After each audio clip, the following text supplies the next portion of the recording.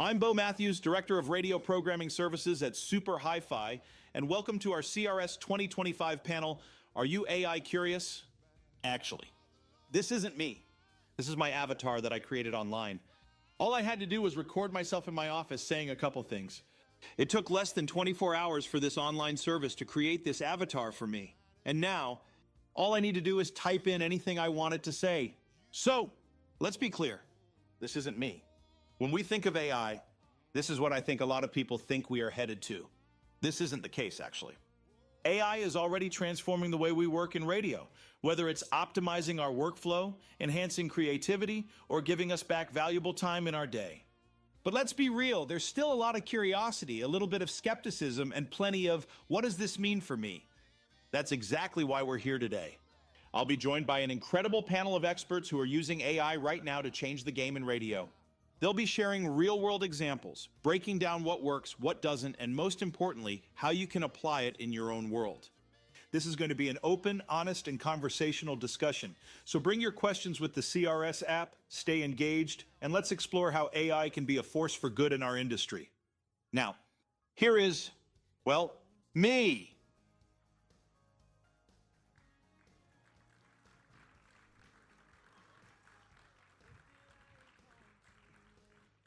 Thank you, thank you, thank you. Hello, hello, hello. All right, we have to get that off the screen immediately. How do we do that? Hit a button here. Okay, very good. By the way, that was taken like one time. I didn't put in, I just typed out the words once, and that's the output it gave me. I wanted to do that because I wanted to express and show people how easy this really is. And I don't think it was perfect. And I think that's part of the problem that we experience with a lot of the generative AI talent. I don't know. Your stuff. eyes look really believable. They looked there. really googly, didn't kinda they? looked like I mean, they they were were. about to fall out of their eye My sockets. kids saw that and they were like, "What's up with your eyes, Dad? What's You going were Will on?" Smith eating a chili dog back in the day. I you know, in right? The early AI generated videos. That was Right, great. right. So I have Phil Becker from Alpha Media, Clay Walker from Odyssey, Andrew Scaglione from Radio Cloud. I'm excited to jump into this, and it's really all about what we can apply today. So much about AI is about the future, but I actually think now this is like the third year we've done an AI panel here at CRS. We know the first year was all about the pitchforks and people saying, "Get that shit out of here." The second year, everybody was like, "Okay, this is kind of cool." And I think now we're all using it in several different ways. And I'm excited to jump into this to talk about the different ways that y'all are using it. I believe you guys are using it the best of anybody in the industry. And I'm hoping that everybody in the room can do, take some things away and just be thinking differently about how they can incorporate AI into different things in their day to be a little bit more efficient, a little bit more productive, maybe scale things up. Of course, we all have so much more to do with less resources, and this is absolutely a tool.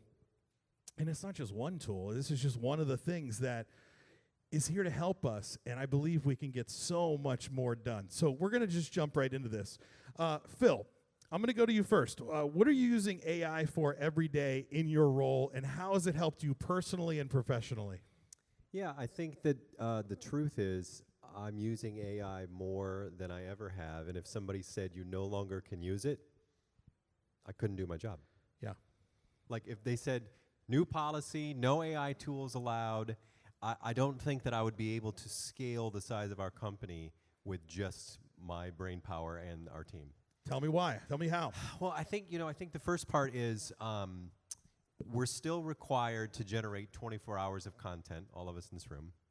We have what I call the 7 transmitter model, which is what is over the air, what is over your stream, what is over your app, what is over your 5 social networks. And if you have a 7 transmitter model with a smaller team and you're not using AI, then you're not going to be able to lift the boulder.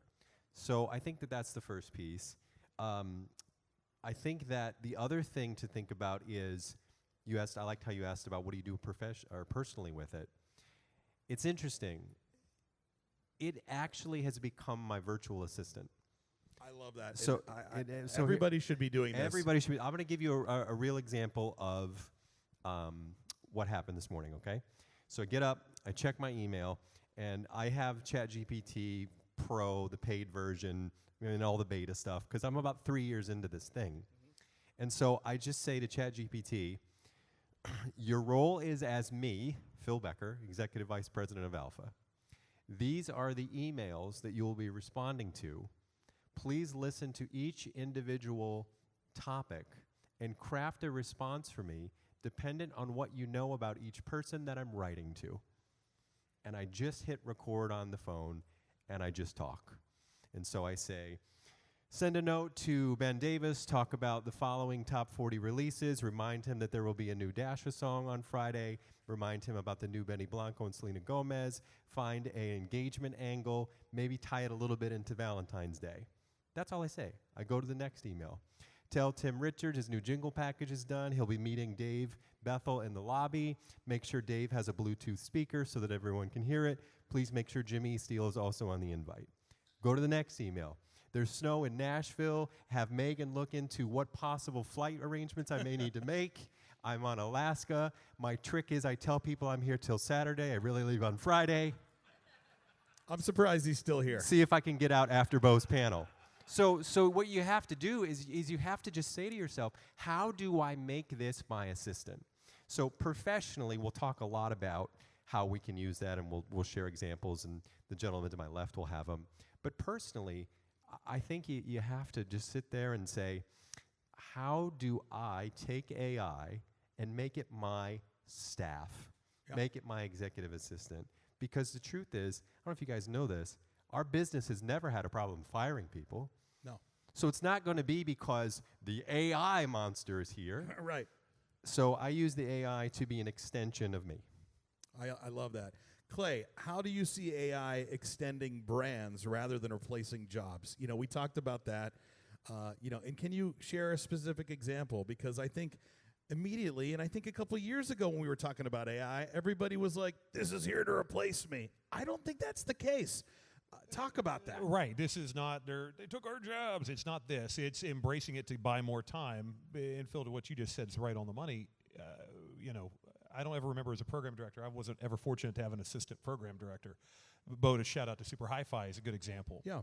We lit up 5 HD2 stations and one in Denver, Front Range Country 103.1. Shout out to the team in Denver who was bold enough to make this journey to say, what can we do to program a radio station with the intelligence of picking the right music and making the segues happen and all the layovers work beyond what we could do in traditional radio automation, so that the local team has more time to engage with their audience, which, Amen. as we know, that's where the rubber hits the road in a lot of cases. We need to coach our talent. We need to be able to go meet our listeners where they are and hold the mirror up to them all the time so they see themselves back. I don't see a situation where the death by a million clicks gets us there. Right. Sitting in G Selector and hitting F9 or whatever to try to get the next song to come up. Having those tools allows your brand to blossom and grow and be beautiful, while at the same time spending time with the people who are making our livings, the fans that are taking us in every day. And I believe it allows the job to change and evolve. I think, 15 years ago, we weren't talking about social media and how important it was to brands. I think now we all need to be social media monsters. That takes time. That's human people talking to other humans. That's the new shaking hands, kissing babies kind of thing. And if you're just bogged down scheduling music logs, you're not going to have as much time for that, especially with the limited resources that a radio station has. And understand that, right, in music radio, it does have to be perfect, right? Yeah. What we're putting between our speakers is right on the money. But to your point, as a talent, I want to grow my audience beyond the AM, FM, and the app. I need to grow off platform. But we all know that it's really difficult to... I want to put a video producer in every market, in every station. Sometimes that doesn't make sense when there are tools out there like Virtual Director that we could grab onto. There's a really neat group in New Zealand called Noise Productions that uses machine learning and AI and the Axia Telos backbone to make intelligent camera decisions. So the talent can walk into a studio, perform their radio show, and under the covers, all of the video work is being done for them. Right. And now they're getting clipped videos to be able to push on social media. Boy, that is valuable stuff that makes you as a talent and you as a brand manager make your brand more valuable, make you, your personal brand, more valuable by leaning into the technology. And it kind of makes you look like you have a bigger staff than you have. Right it on. kind of gives that vibe, and that's what we want. Phil, you're famously known as one of the creators of AI Ashley, which was probably the reason for most of the pitchforks a couple of years back. 3 years ago, you have a lot of experience in the AI space, and you were the one that was like, I'm going out first. I don't care. I'm going to try, and I'll be that guy. It's interesting. Before we jump into this, I want to talk about how that's changed. Talk to me about AI Ashley a little bit. Is she still on the air?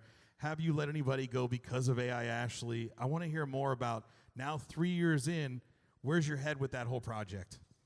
Yeah, did you guys hear about that? We've never replaced one person with AI. Not one person in one market, in one day part, in one format. We did it 3 years ago. We have a large enough sample size now to say, did it work? Would we do it again? Is it in our best interest? AI Ashley's still with us. We use Ashley about 30% of the time in her breaks. The other 70% of the time is still Ashley. And we continue to pay Ashley the same rate that we paid Ashley before we had AI Ashley, and she's doing less work. So I think for her and for that experience, it has not been the fear-based, the robots are coming thing that I think a lot of people thought that it would be. Right. There's been no ratings decrease with AI Ashley, and there's been no ratings increase with AI Ashley. It's par. Got it. And so, you know, I really started to think about that. I'm like, well, why is that? If AI Ashley is generating content breaks in the moment, which is actually more live than a voice track midday shift, because remember, whatever the story of the moment is what the software then decides the break should be about. So it is not a voice track. It is a in-the-moment piece of audio voiced with a large language model. Wow. So I thought, okay, well, then that will improve ratings because that's more immediate than what we've ever had before. Sure. And we found that it's even. And so I was like, well, if it's even, what is that saying? And to me, 3 years later, looking back at it, I say what that's saying is, if the audience can't tell it's AI, or the audience doesn't care that it's AI, then it isn't. I also think, is there a bit of the audience already assuming or thinking that you're all AI anyway? Awesome question. So I mean, like, are they already, yeah. This is all bullshit. Yeah. They you know, when we did a group of pre-search. We did a pre-search study before we did AI Ashley. So I kind of had an unfair advantage of what are people going to say.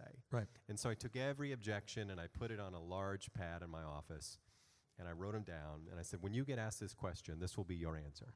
When you get asked this question, this will be your answer. I'm letting you into like how my psychotic mind works. And so I was like, well, what is the research going to show? And what the research showed was, A, they think you already have it. B, they think you already use it. C, different audiences are fine with it and different audiences are not. So we made the choice to find the audience that was okay with it, that believed in it. But you haven't expanded it. So it is what it is. You haven't grown. You haven't made a whole station of droids. There's nothing.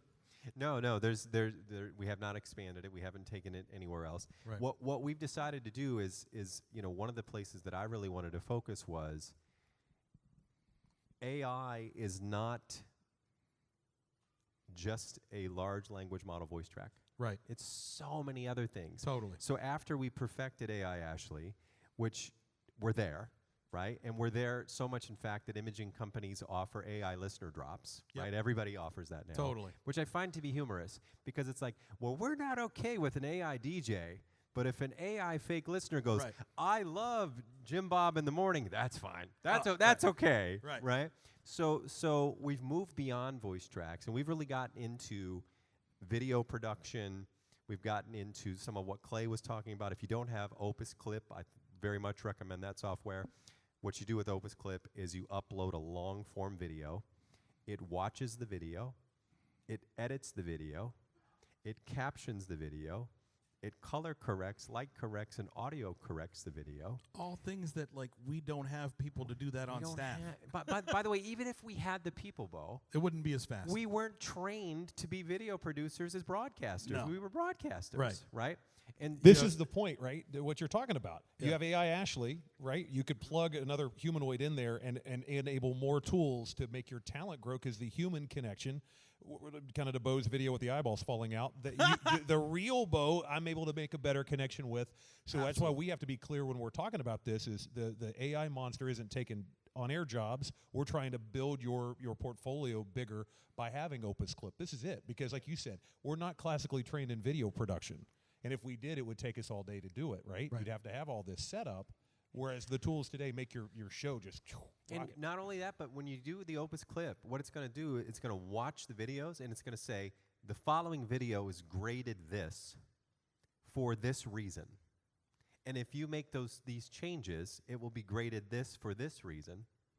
And here's the caption you should use and what the design of this caption is. So what you have to understand is the AI is actually teaching you how to do your job, not replacing your job. Right. It's making you better. It's making you better. And I don't see a lot of times where our industry is saying, you know what I'm going to invest in? Training that person. Right. So it will help do that.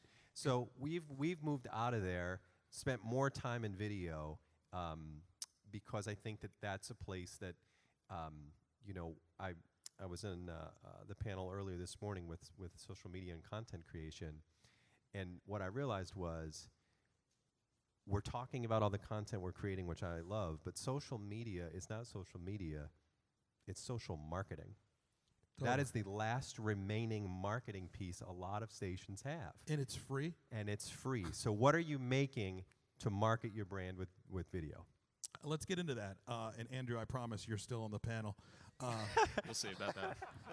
I don't want you to leave. Please hang He's on. actually an avatar or a real life example here. I like talking to foil. these two. I'm going to get to you, I promise. I want to get to these videos because you're talking about, you know, using this beyond voice tracks and other ways, and we're talking about video. I'm going to click this. It might just play. We're going to find out. And this is something that you did.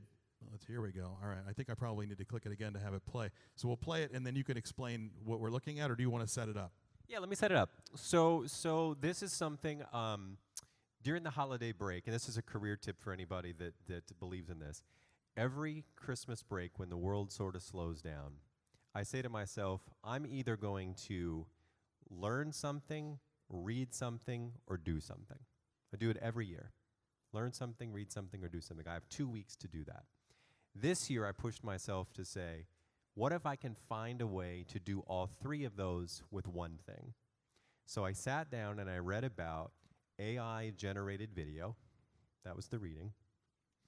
The learning was the best way to do it and the limitations that it has.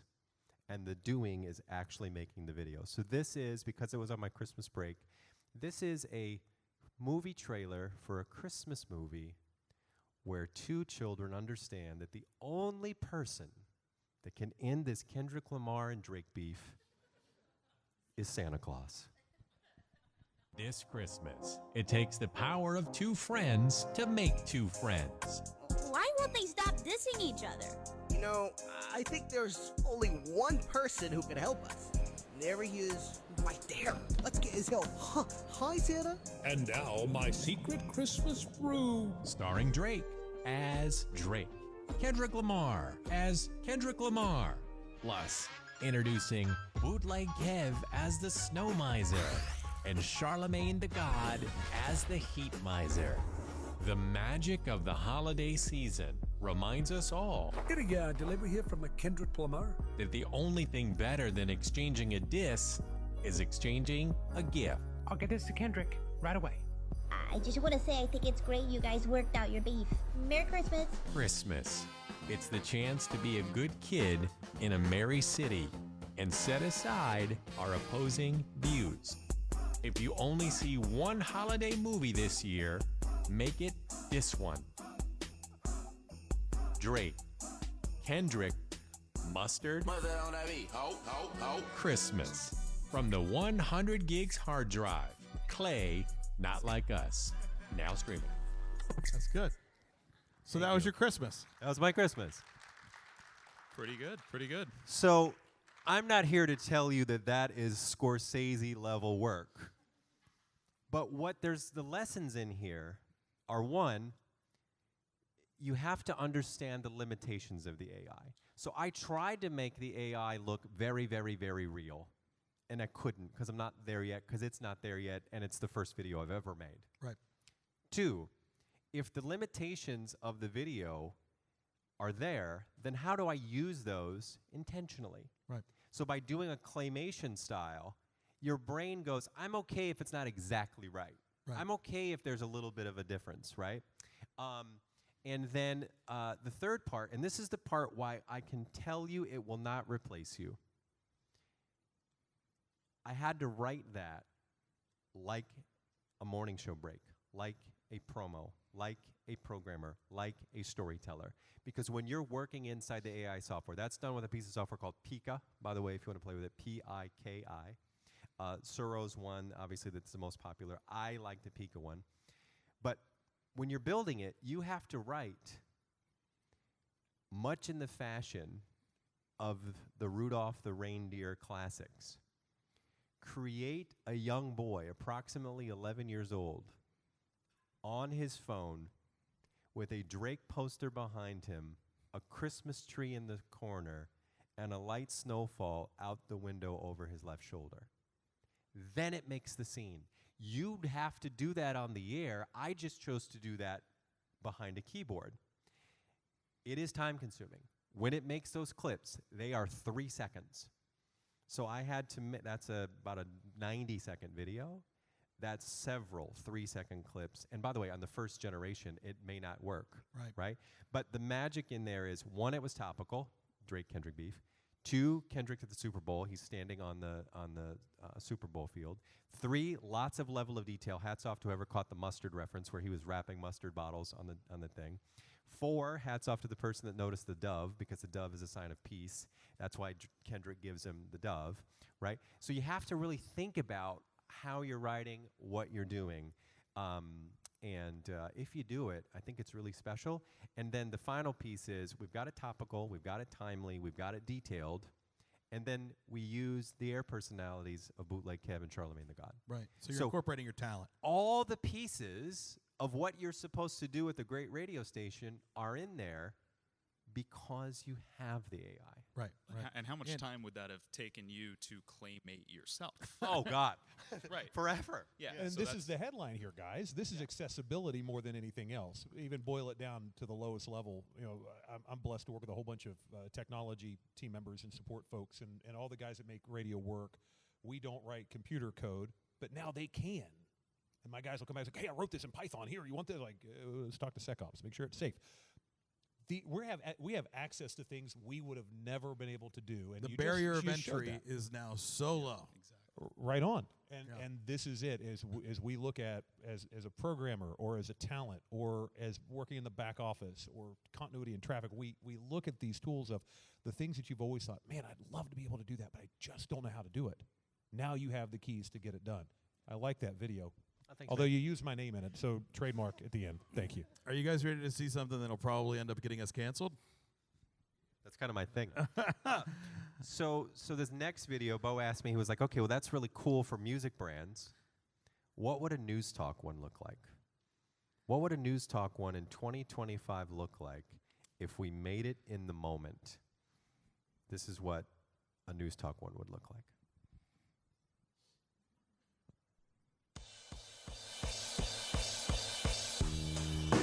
All AI. 100% AI.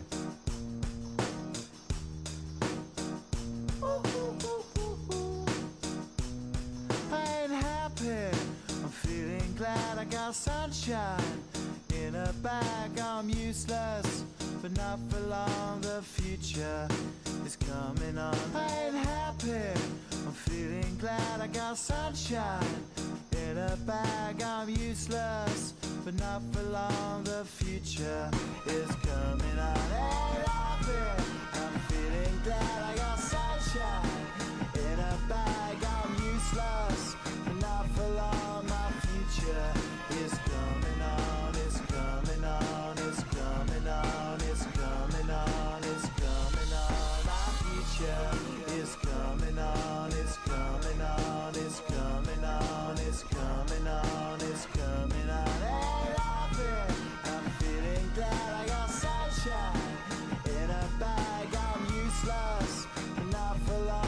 Notice the quick clips, very quick clips between each of the scenes.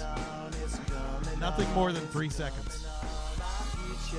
It's coming on, it's coming on, it's coming on, it's coming on, it's coming on. So there's that. Was that the end of it, or did they That's cut us the end off? of it. Yeah, I put myself in there putting the lipstick on in the mirror. Listen, I don't know that that's a fit for every person's brand. Sure. But what I do know is that everybody in here knows how to author their brand. Totally. And so if you sit down and you just say, what does my brand think like? What does my brand move like? You caught the speed of the clips. Yeah. I can tell you, everyone in this room, 3 years later, it's going to make you a better version of you. You just have faster running shoes. Yeah. No one's taking your shoes away. Thanks for that, Phil. I appreciate it. Andrew, welcome to the panel. Hey. Everybody, Andrew Scaglione from Radio Cloud. I didn't mean to make that a big deal for you. AI, way more than videos, way more than voice tracking, and I kind of want to bring it back to radio a little bit more when it comes to talent using the tools to be on the air. I've got an audio visual for you. Can you walk us through this? This is something that Radio Cloud, your company, does. Tell us what we're looking at. Yeah, so this is called Assistant AI, and we have an AI voice tracking solution that's part of the platform, but we still feel like the best way to use AI is as an assistant. And so this is essentially a playlist-specific research tool where you could say, give me news, weather, sports, something about the next song, the next 3 songs, front sell, back sell an artist in this specific talk break for a live show or a voice track shift. And within 2 seconds, you click the button, you get a blurb, you get some additional facts, and then whatever you do with that is completely up to you. So it's obviously you don't have to go on the air. There's a voice tracker at the bottom if you want to record something right in the module there. But this is a tool that saves you the time of manually Googling something about Taylor Swift, what concerts are coming to my area in the upcoming days. And then it also gives you, with all that information there, now I as a host have the ability to multi-platform content, use it for a blog post, use it on the social media, on the website, and on the air, of course. So it's just a sort of central location to save you time in research. So is it looking at the log and the songs that come up in the log and then automatically giving you content based on what's in the log? It is. That's impressive. Yeah. So it's something that we developed, and we just saw a need for it. It's kind of like the perfect hybrid between a full-on prep service and fully AI voice-tracked day And part. again, it's just all about having that extra resource to make you feel like you've got a whole staff of producers working behind the scenes, helping you out with your show. But what's really We've cut you off. You've talked enough. This isn't Phil's mic. No. I'm sorry. That wasn't AI, Clay. That was funny. real in the moment, Clay. Thank Very you, good. everybody. What I think you're underselling this, because in some situations, I listen to Throwback Nation Radio with Tony Larino, great Classic Hits Night Show, fully produced in Radio Cloud, and it sounds like he belongs on every station he's on, using AI and using the machine learning that you guys have in that platform. I think scale is a really important word, because that's what AI can provide to our groups, our stations, our clusters, or like Tony, a syndicated show who he works for himself, and now he's on 70, 80, 90 stations because of this technology. And he is producing the show on our platform, but it lets him take little positioning statements, little tags from each station, and it just automatically puts it in the log for the 70 different stations. So it's not something that he could do, it's not something that we could do manually at that scale, and now it's saving him time, and it's letting him go to bigger markets and say, look at this show, listen to this show that I have that sounds like I am your night host in your market, and he's getting bigger markets, so it's more revenue. Talk to me about adoption. What I mean by that is, when you come to town, or when you do a deal with a customer and they're going to start using your tools, you're then going to talk to radio guys that have maybe been doing this for a really long time, a certain kind of way, and now they've got this new AI thing. Are they How's that? Is there an easy adoption period? Once they recognize how cool and easy it's going to make their lives, they jump on board? Are they kicking and screaming at first? What's that? So it's been interesting the last few years because at our core, we're a cloud-based automation system. So you kind of, at first you had to get over the hurdle of the cloud, and now it's more on the AI side. I think once people start using it and actually getting their hands on it, they see exactly what it is, which is this is just something that's going to make my day-to-day easier, give me more tools to do more with less, because like you said earlier, Phil, there's not as many hands on deck, not even close to what we used to have in the industry. So if I'm on 5 or 6 stations, or if I'm programming a whole cluster, or doing more than that, using tools like these, like what you guys were talking about too, it just makes us better at our day-to-day because we can then focus our time to whatever the most pressing thing is and not the little nitty-gritty. Right. By the way, if you would like to ask any questions, you can just do it in the CRS app, and we're going to try and get to some questions in a few minutes. So if anybody has any, please submit them there. Clay, what's been the biggest surprise in AI adoption at Odyssey?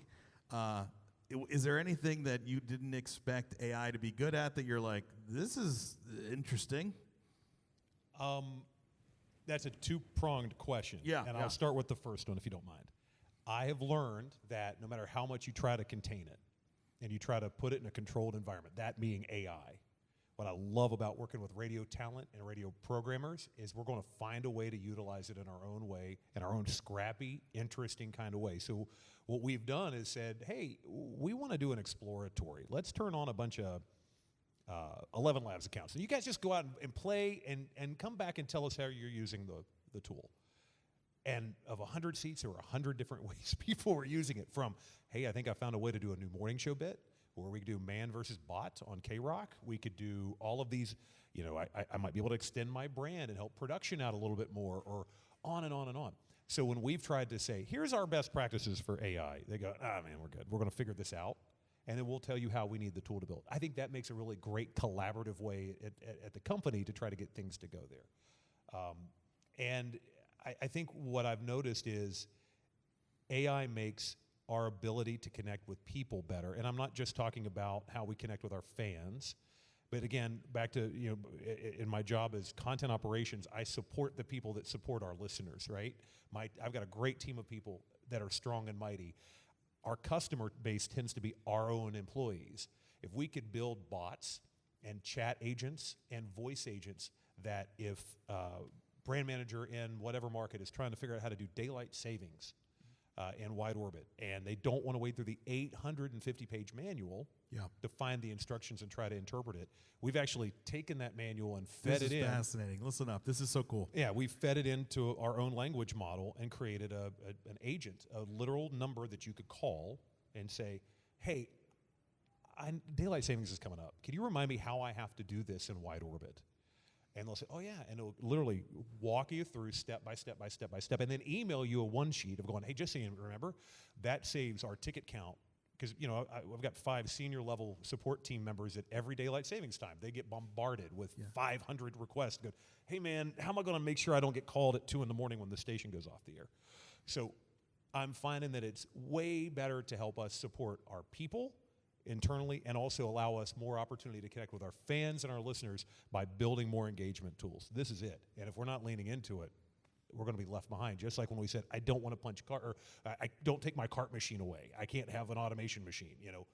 This is really where it's at. Yeah, you know what's cool with that too is you mentioned the tickets. You can also then train it with tickets that you've already closed with those resolutions. So then the manual that you built in and the tickets and the customer emails and feedback, it's kind of constantly growing its database of solutions. The nerd part of it is this, because when you're really talking about running an operation, and this is if you're running your own market, a standalone market on your own as an owner operator, or you're at a large scale, Phil, to like Alpha or here at Odyssey, we need to mitigate and minimize downtime in general. So where we're working now is to build predictive solutions. We have a fantastic network operations center in 3 time zones. They're the first line of defense if something goes down at a station. Everything is documented. We are training models with that information so they could go, hey, you have a Nautel GV30, and we noticed that there's a power supply failure of this date range. So all of your GV30s that are on the air, you need to make sure that you have some on the bench and ready to go in Rochester, in Buffalo, in Wilkes-Barre. Shout out to my team, Billy Kidd and the guys in Rochester. But having the predictive ability allows us to mitigate downtime and also be able to buy in bulk to have stuff on the shelf in the event that things go south. Because guess what? It does. Things break. So. Talk to me, and anybody can jump in on this. And we are rocking. Almost a couple minutes left. But I want to talk about like the what if scenarios. Even with the example that we had up here with the content and the show prep, I know that I've experienced weirdness with AI when it generates stuff where it's like, I don't know where the hell it got this from. I don't even know that it's right. It's kind of a responsibility of us as broadcasters to make sure that we're accurate and we're giving correct information. Have you seen any problems with that? And what do you do to try and avoid those? You have to close it. You got to have a human in the loop. Yeah. So as an experiment, we said, hey, what happens if we write a tool that does AI weather forecasts? Because, it's a sponsorable thing, and we want to run weather. I don't have a guy to do a weather in our test market. We were just exploring, right? Mm-hmm. Write the tool, let it run, go back and listen to the station, the demo station, about a week later, and the AI got drunk. And AI could hallucinate if you don't set the prompts right. It could go stupid. And literally the weather reporter sounded like he had been hitting the booze. I was like, wait, what the hell is this stuff? So you have to make sure that you have somebody in the loop to make sure that before it goes on the radio, it isn't something that shouldn't have been woodshedded a little bit better. Like you should have maybe taken that thing and trained it a little bit better before you put it on. You can't just say it's 100% hands off yet. Right. How many people are here using AI currently at their radio stations in some fashion or some way? Anybody that has a policy at their work where they're just not allowed to ever touch AI ever? That's impressive. I remember like 2 years ago, there were a lot of like companies that were like, you're not allowed to use any of this stuff. This is horrible. I actually am very impressed by that. That's great. Andrew, what's an emerging AI capability in radio that you think most people haven't even considered yet? So I got this idea last year. I went to Radio Inc.'s Forecast, and there was a guy that spoke there named Matt Britton, AI futurist, CEO, and really good speaker. And his idea, which I'll tell you, sparked my idea. So he decided to learn how to use AI and interact with it by training a model with his medical history. So he put basically 20 years of physicals, blood work, imaging, any medications, things like that. And so he now has this kind of like personal assistant where if he's sick, if he's trying to improve, he can just ask it. The contrary to that is now he doesn't have to go to WebMD, because what happens when you go to WebMD? You think you're going to die. Yeah. And so he now has a very personal version of that. So I was thinking about that in radio terms, and I'm like, well, why can't we, for our cluster or our single station or network or large company, train a specific GPT? Because it doesn't have to all be public. You can actually train your own GPT and plug in your streaming data, plug in your marketing data, sales data, even technical diagrams, engineering data. This can span across all facets of our industry, and give it as much data as you have, years and years of data. Make this sort of like the living, breathing document of your radio station.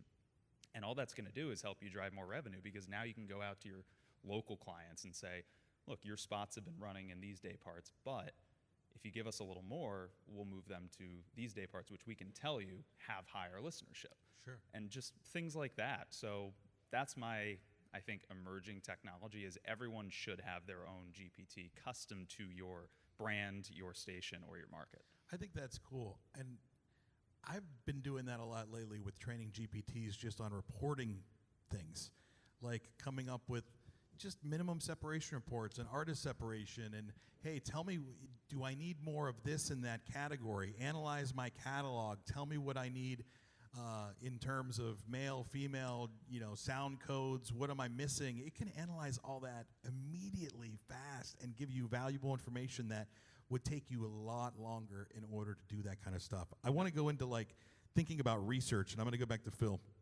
You're now allowed to talk again. Let's analyze research and data using AI for strategic growth. Have you done any of this? And, does it impact business decisions at Alpha Media? Yeah, a great question. So 2 questions in there. The first one is using it in regards to research. So if you have a Music Connect account, Luminate, whatever you choose to call it, and a Chartmetric account, and you download all of these spreadsheets, right? And you're like, okay, I want to go through these spreadsheets. I want to find songs of high value for this market in this format. That's great to have, but it takes so much time. Yeah. And what we've begun to do, and I'll send this prompt to you, and we can share it with the group. What I've begun to do is I've said, take the following reports. Remove any song released before X year. Then sort them by national volume. Then look at the following playlist, which is currently airing on the radio station, and find songs that have a higher value that have been omitted from this radio station. Then go through these reports and tell me by percentage how much is from which artists. Tell me which artists have the largest streaming in a 7-day period that are missing from this playlist. And take the services that you're already paying for, that you're already subscribing to, pull down their CSV files. That tends to be what most GPTs read better.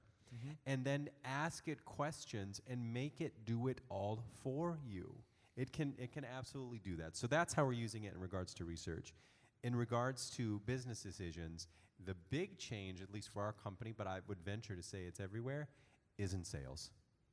Because now they're finding how to tie it to revenue. Now they're finding how to tie it to proposals. Now they're finding how to tie it to spec spots. Now there's software that can actually tell you, this is the personality profile of Bo Matthews. When you write an email to Bo Matthews, write it in this style. Here's what he will respond to. Here's what he will not respond to. Here's what to close with. It will analyze Bo based on the things that Bo has posted on LinkedIn, his social platforms, the transcripts that it can find from CRS. Jeez. And it's closing business. It's closing actual business because of the psychology of the sales process. So that's been the big change in how we're using it. That's amazing. And going back to using it for reports and stuff, something that I have found is that you can, all that stuff, you only need to put in, hey, take this, take that, take this, take that. You only have to do that once, and then you can actually name that task. So then every time you ask it, hey, find me more golds, it'll do all those different things if you trained it, and you don't have to go through that same process every single time. And it's been amazing, because then you're training your model, and all you have to say is one line, and it knows. It's learned you. It's pretty cool. AI is not a magical bullet. It requires smart implementation. Andrew, what's one piece of advice for broadcasters considering some sort of AI integration for you, in regards to Radio Cloud with what you do? Yeah, I mean, if you're going to start using AI yourself, number one would be you have to be as specific prompting as possible. So, I mean, usually, sometimes I give it pretty concise prompts because I don't do a whole lot of super, super in-depth things with it, but I've seen prompts that are 200 or 300 words long, which that's a good chunk of text, but more and more specific you can be, the better you're going to get out of it. So that may not be related to Radio Cloud, but that is my number one piece of advice. Right. Andrea, do we have questions? We do. Oh, Andrea. Let's go to Andrea for some questions. Hey, guys. We have a few here. We have Awesome. Chad from Toledo. Go Rockets. How important do you think it is to take a second look at, quote, generative promptology, end quote, as a skill in new hires? New hires. Yes. Yes. Yes. We were talking about this before the panel. We were talking about how these are additive, and if you could definitely write great prompts, Andrew, to your point, that's how we're going to get the most out of it. And just like how, 15 years ago, we were saying we need great social media people that are additive to the air talent. So yes, absolutely. We got a couple that are similar to this. What program/app, in your opinion, is user-friendly and necessary for editing/copywriting content creation to those just starting to utilize AI? Yeah, so I use CapCut Desktop. I don't use it on my phone. I use the desktop version. I think it's $10 a month, and it's amazing. I mean, it is giving me every tool I've needed. It's multi-track. You can repair any sort of flaws in your videos. It can give you really any tool that you would need, and it's intuitive. Like, you'll touch it and it just works. Not the same as on the phone. It's very different. Right. But CapCut Desktop is what I would use. I would say make sure you've at least started with ChatGPT, because I believe you can do so much with that. And I'm talking about as a broadcaster, when you're trying to figure out problems, when you're trying to write an email and you're trying to polish it up and make yourself look smarter than you are, you do that. But I mean, I went to vacation with my wife last week in New York, and I was like, "Hey, ChatGPT, I'm here. I'm staying here. This part of town. I'm here till Sunday. Give me 10 things to do." And it'll go give you things to do, and it'll even ask you, are you interested in this kind of thing or that kind of thing? It's going to ask you just like you have your own personal travel agent. So figure out ways to have your own personal travel agent for your radio station with ChatGPT. That is an easy start, and like he said, I do recommend buying the package. It's like, I don't know, $15 a month, but then you have unlimited things, because the GPU, it takes a lot of computer time and resources. That's why you have to pay for that kind of stuff. But I would definitely recommend that. Andrew, do you have any? ChatGPT is what I was going to say as well. Yeah. But it's such the way you can use it is, I mean, I think a lot of us at first were thinking, I have to be really knowledgeable about this. Start asking it questions that you would normally Google. Like, that's another piece of advice, because Phil, we were talking before the panel. I mean, you said Google's probably going to be harder hit than anyone. I agree with that. Yeah. I agree with that. I think Google is. Why would you use Google? ChatGPT is going to give you an answer within a millisecond or two, and you don't have to scroll through pages and pages of Google. Yeah. It's as simple as that. Can I give you one for the intermediate user? Please. It's not $10 a month, but it's $100. And this is a new group of very, very intelligent folks. The group is called Podcast AI. Very similar to Opus Clip and these others, but so I'm thinking specifically the audience is morning shows, big personality shows that do a lot of content. This tool is designed for podcasters, but a morning show would do the same thing. You feed it audio, you feed it video. It transcribes, it clips, it chapters, it metadata tags. It gives you all of the things for the specific social media platform you need to reach. Already written, already captioned, already ready to go. And for those who are trying to monetize YouTube channels, it puts all your markers in so that you get the money that you deserve for the content you're creating, and it's a one-click method. You drop it in, it's $100 a month per show, and they're phenomenal to work with. Yeah. No prompting required. You say, here's my show, now make this great, and make sure that it's sent out to everybody. So, like, if you have two folks sitting side by side on camera and you're trying to get TikTok video, it'll automatically edit and go, here you go, you on top, and you're looking at each other so it doesn't look dumb and off-centered. Right. This is a scrappy new upstart. How much more powerful does that make your producer? Well, exactly. Or those of us who weren't ever fortunate to have a producer when he did morning radio. It was me. And I'm like, God, dude, to have that today? You're kidding me. Let's do that. Yeah. Doing more with less. Andrew, anything else? We do. I know we're over on time, so let's do one more here. Cowboy Kyle asked, how do you see AI affecting imaging in the next 5 years? Yeah, great question. So 11 Labs, for example, since Clay brought that one up, but a lot of them have it now. You ever have a time, Bo, where like you're writing a promo and you're like, you know what I need? The sound of tennis shoes in a dryer while a marching band is going down the street as a helium balloon explodes in front of a daycare. I ask for that this every morning. time. Often, yeah. Right? You can write that, and it will generate the sound for you. Oh, wow. It will make the sound effect for you. So they're doing more than just voices now? it's more than just, can you make me a believable Santa Claus or Dracula for some holiday imaging? It now can actually make the sound effects of the things that you need. And you can also, let's say you have a similar sound, you're like, this is close, but it's not spooky enough or it's not grand enough. Give it the sound that's similar and say, much in this fashion, but make it more X, and it'll do that for you. So for imaging, I think it's a deadly new tool. And actually in the video that I showed, the Kendrick one, all of the voices in the video are me. Right.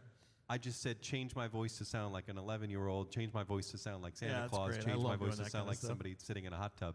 So you can have so much more robust imaging because of it. Yeah. I think we got to wrap up. I thank you guys very much. I'm most excited before we break. I'm really excited to see, this is now, I mean, I think it's going to be a yearly thing with AI being a part of what we do and also the panel. And I did the one last year and I'm doing it this year. I am really excited to see year by year growth because I do believe that in many ways, we're limited by ourselves with what this stuff can do.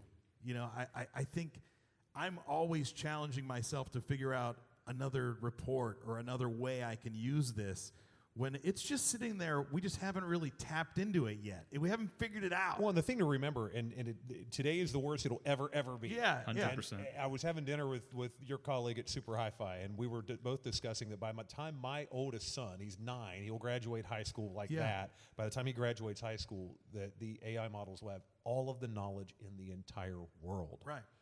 That's the stuff. Every year we're going to come back here, and we're going to get better and stronger. It's just, And I'm it's excited to amazing. see Yeah. what we're talking about next year of the big new revelation that happened in the next 12 months. Hell, in the next month, I mean, there's new stuff every day. We see new GPTs coming out. So I think we're missing a mark if we don't embrace it. And I'm truly excited, especially for the broadcasters in this room, that as everybody's just collectively kind of embraced and put their arms around, hey, this is something new. This is going to help me. It's going to make me better.